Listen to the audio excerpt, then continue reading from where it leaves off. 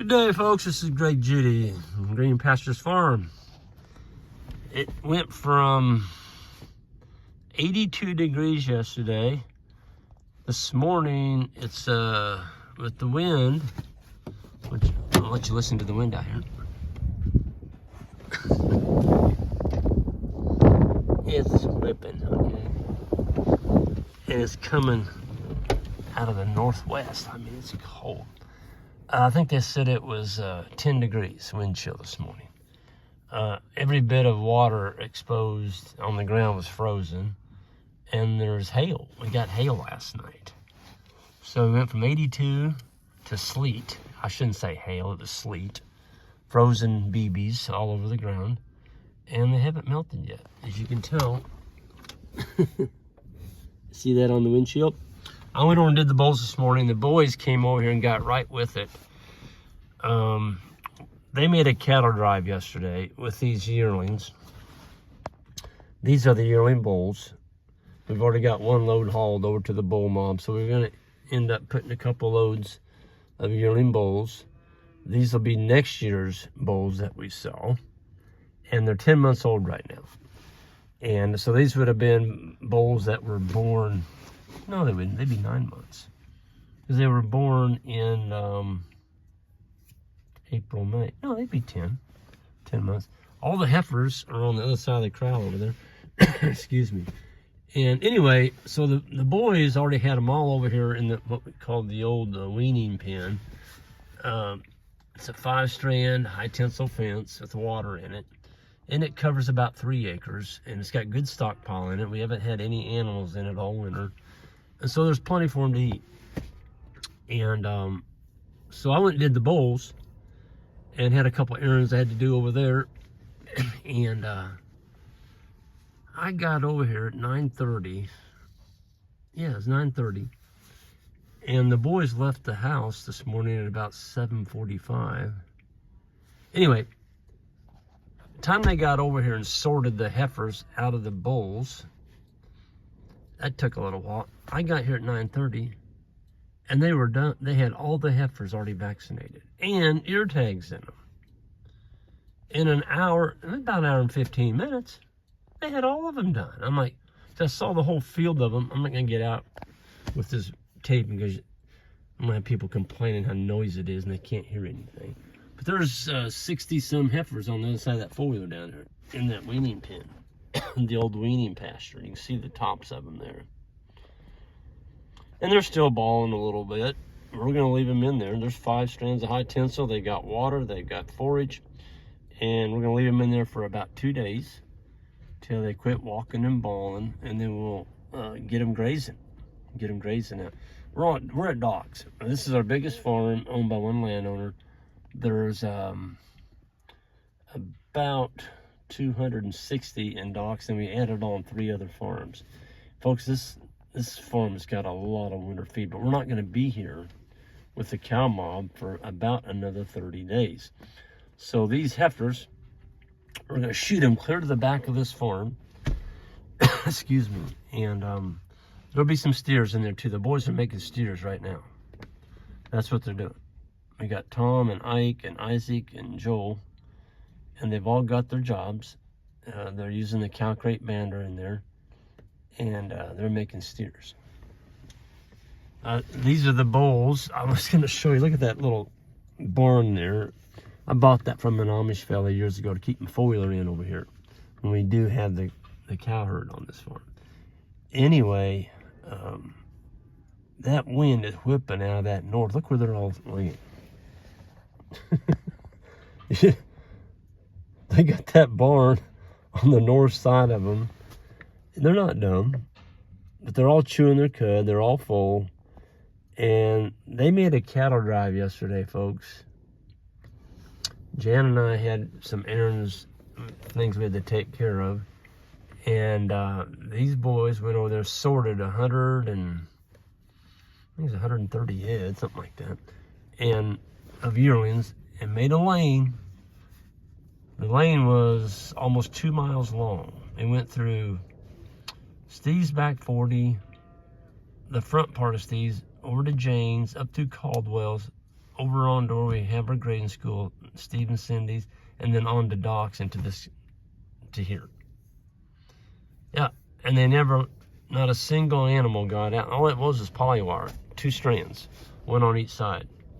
They got them over here, and I told Isaac, I said, well, if you get them sorted and get them over here, it'd be nice to get a jump start on today if you could haul a few bulls out. So they they vaccinated, gave them blackleg, and hauled a load of bulls and a few steers over to the bull farm last night, which makes today go a lot easier. I was thinking we're going to be over all day. We're not even to, let's see, what time is it? It's 11. We're going to, the way they're going, these guys are going to be done with these things probably in another hour. Jan's making chili for everybody today. It's a cold, blustery day, a good chili day. A good day to have chili. With our South Pole grass-fed hamburger in there. Yeah.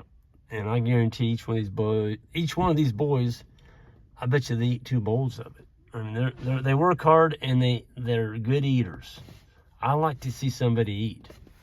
You know, if you're working hard, you need 2 bowls, go for it. You know, especially when it's good, wholesome, nutrient-dense food. Nothing like it. But I just can't get out and shoot the video. It's just too darn windy out. And I'd have so many people mad at me because they couldn't hear anything I'm saying. But yeah, it's nice to have Isaac as our ranch manager. And then Ike, he's been here for over a year now. And then those other 2 fellas, Joel just came in the 1st of December.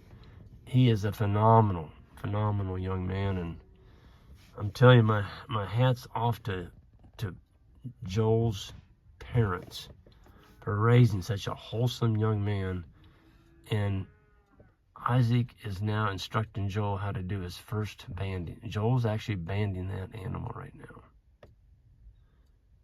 Isaac's a good teacher. I mean, he makes sure that they do it right and safely. That's the thing about having a good head catch. You can control the animals. They can't hurt you, and you're not going to hurt them. And I'm going to end up this video. I want to talk a little bit about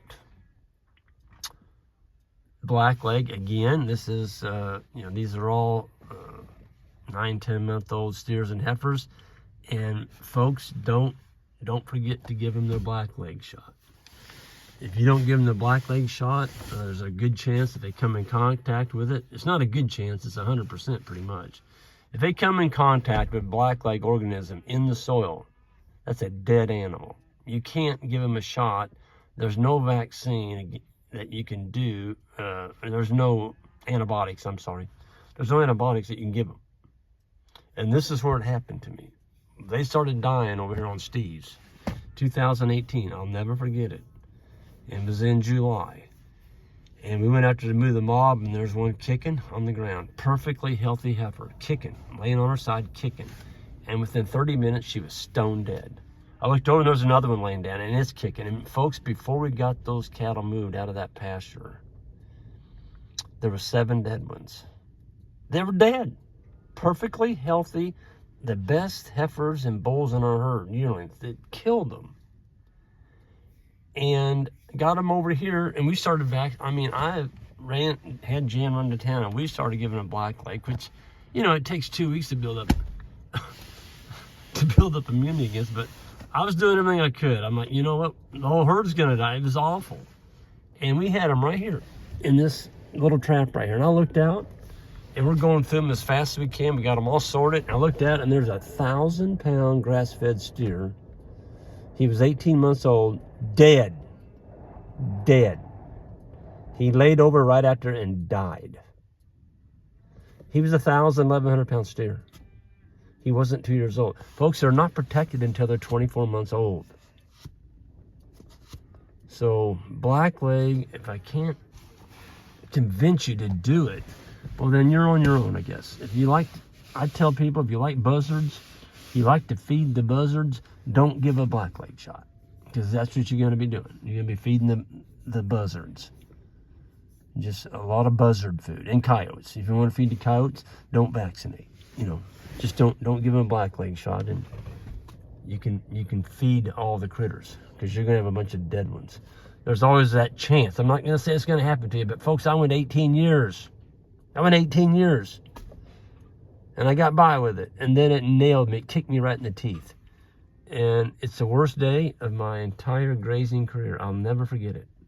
I went home that night, and I was so sick, I came within an inch of throwing up. My stomach was upset. I was just sick. I was defeated, because I knew it was my fault. It was my fault. I let those animals down. I did not protect them. For $1.50, that's all it cost. $1.50 for that shot. I could have saved those animals. Yep. So I'll get off it. I know it's a touchy subject, but I'm going to cover it. This is my channel, and if you don't like it, if you're anti-vax, go for it. This is America, okay? I can't tell you to vaccinate, but I'm just telling you what happened to me. So I'm going to get out of there. I'm going to get out of here and get out there and help them boys. Y'all have a good one, and we'll see you next time. And hit that subscribe button on the way out if you would. Thank you.